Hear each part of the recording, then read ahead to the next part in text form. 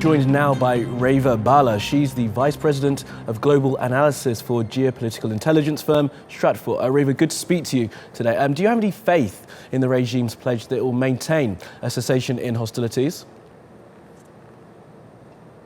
Well, I don't think it's any surprise that everyone's very pessimistic about this ceasefire announcement. And as we know, there are major loopholes to the agreement and major exceptions, with Jabhat al-Nusra being excluded from the list, along with several of its allies. And so when we look at Jabhat al-Nusra's position on the battlefield, they're everywhere. They're around Aleppo, they're around the Kalamun region, they're around Hama. And so the key concern here is that Russia and the loyalist forces it's backing can continue to carry out aerial bombardments, claiming that they are targeting Jabhat al-Nusra and Islamic State, but using the cessation of hostilities overall, or at least that dynamic, to regain some momentum on the battlefield. And Reva, I mean, you say that lots of people are pessimistic, but this is a significant step, isn't it? We've got people saying that they're going to put down their weapons from Saturday, despite the fact that these two groups, Daesh and al-Nusra, aren't involved. We are taking steps forward, and that is a good thing.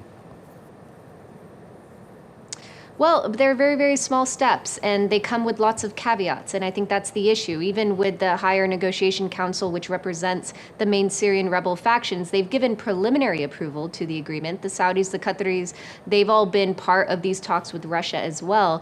But there are conditions, and those conditions are that the loyalist forces have to end their siege on major cities, that they have to stop the aerial bombardments on them. And, you know, as mentioned, there is still a big exception here on the targeting list for Russia and the loyalist forces. And so they are just as concerned as ever that even with the announcement of a ceasefire, they may not necessarily see a respite in those airstrikes, and that the loyalist forces could use any semblance of a respite to regain momentum in areas where they need to. And if we look at Aleppo in particular, a very key supply line for the loyalist forces was cut off by Islamic State this past week in Khanasir Road, which is just a bit southeast of Aleppo.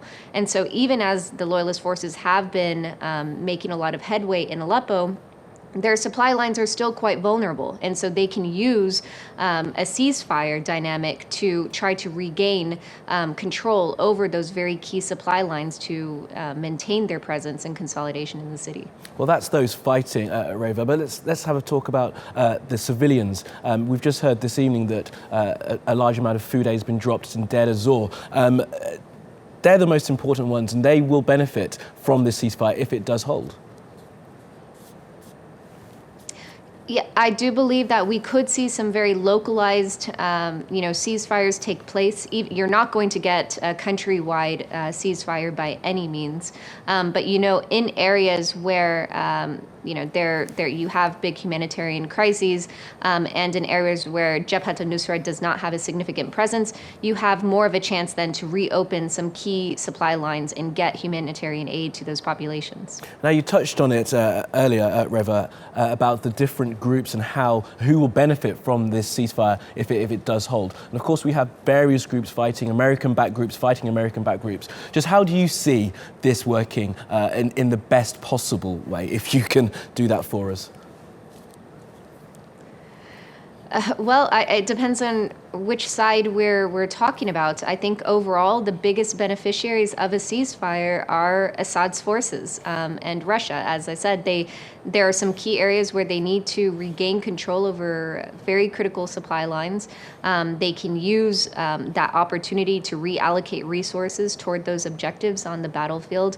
And of course, on the whole, a lot of rebel factions could use that time to replenish their supplies and use a respite in fighting, to basically stay in the fight. But the point is that this is all very temporary. I don't think even a very localized or temporary ceasefire is necessarily on the track toward a broader political settlement. Well, Reva Bhalla, we have to leave it there, but thank you very much for joining us.